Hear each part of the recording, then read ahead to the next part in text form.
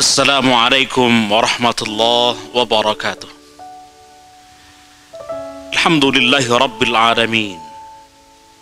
Wal aqibatu lil muttaqin wala udwana illa 'alal zalimin.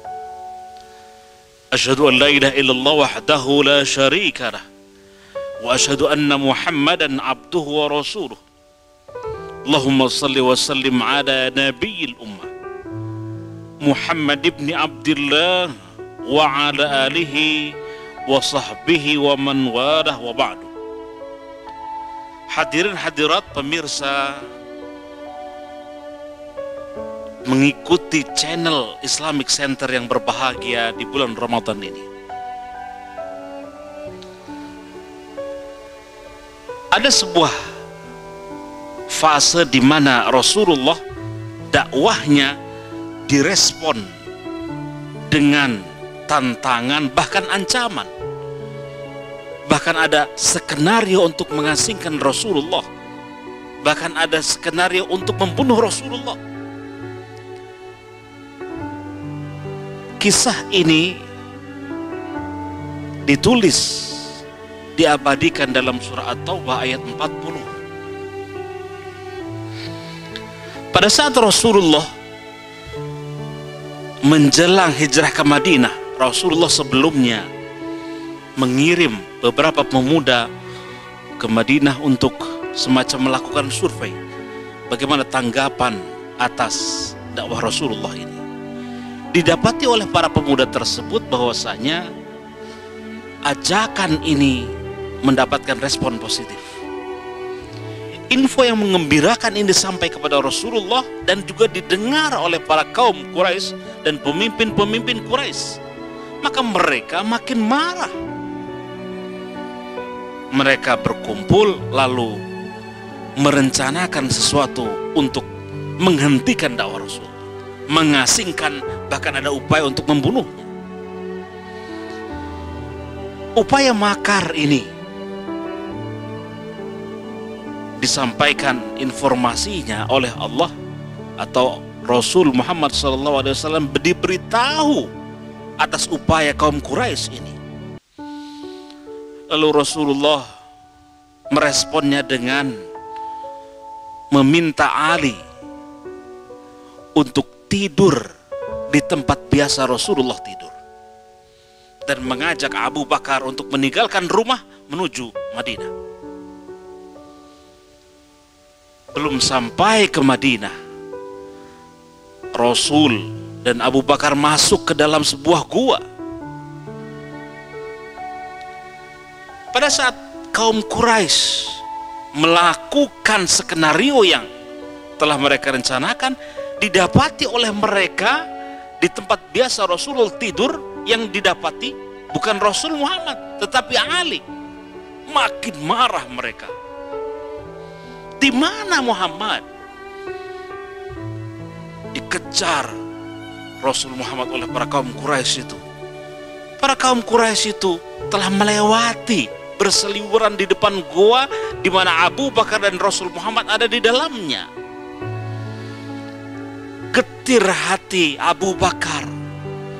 Jikalau mereka mengetahui keberadaan kami, kalau Abu Bakar yang terbunuh, maka hanya seorang Abu Bakar yang terbunuh. Tetapi jika Rasul Muhammad yang terbunuh, maka berhentilah dakwah Islam ini.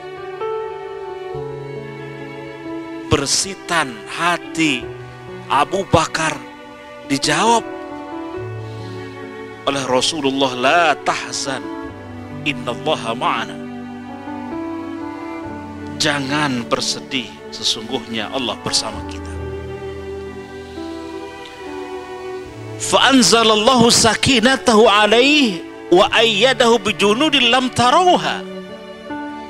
Dikala itu Allah menurunkan ketenangan dari sisinya dan mengirimkan bala tentara yang mereka tidak melihatnya, sehingga selamatlah Rasulullah dan Abu Bakar.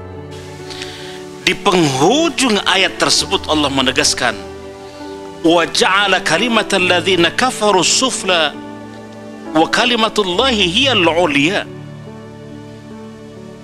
Allah menjadikan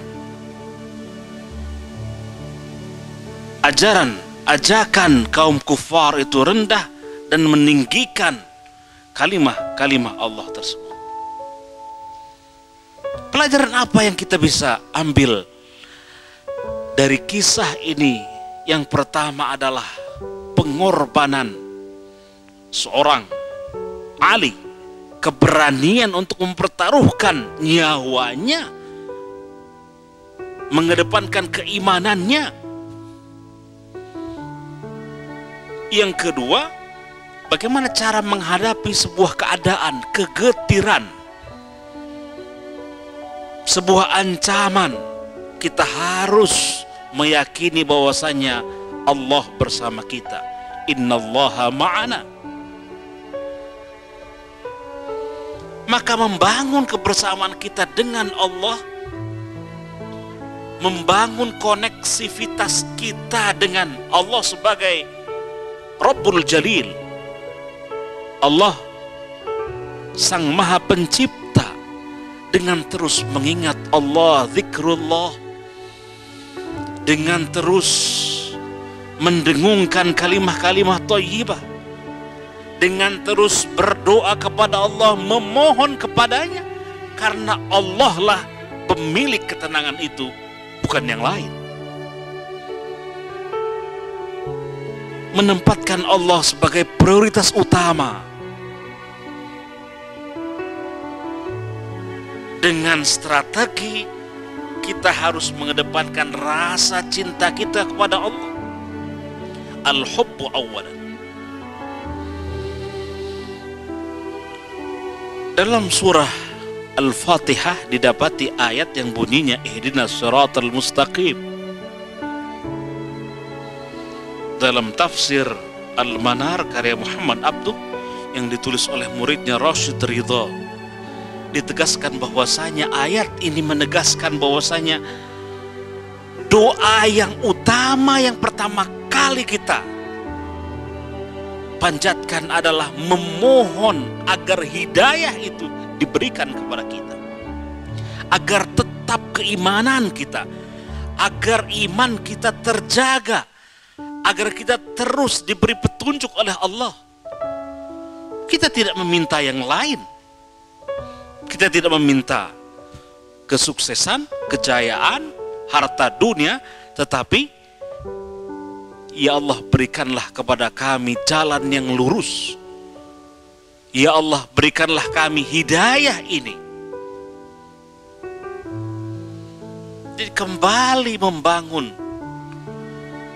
rasa cinta kepada Allah, meminta sebuah ketenangan menghadapi sebuah keadaan hanya dengan cara membangun koneksivitas kita dengan Allah, zikrullah, berdoa kepadanya, mendengungkan kalimah-kalimah thayyibah, dan membasahi lisan kita ini dengan zikrullah.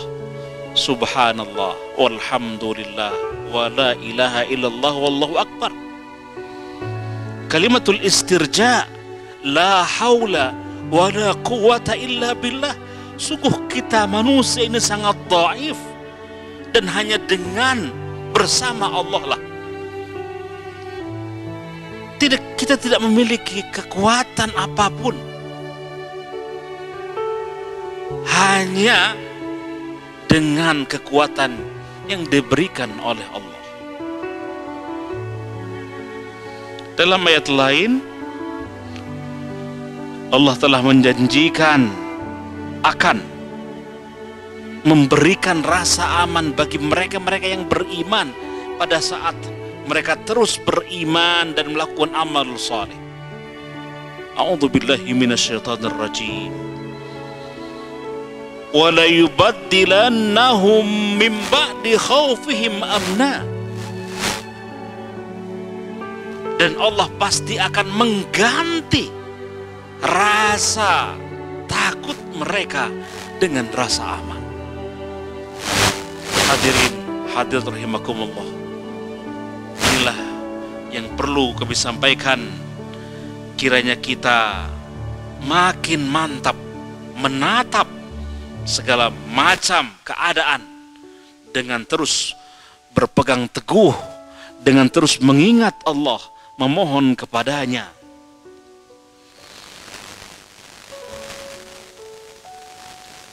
Dan Allah pasti akan memberikan rasa aman itu kepada kita, ketenangan itu kepada kita. Demikian apa yang kami perlu sampaikan. Aqulu qouli hadza fa astaghfirullah li wa lakum. Wassalamualaikum warahmatullahi wabarakatuh.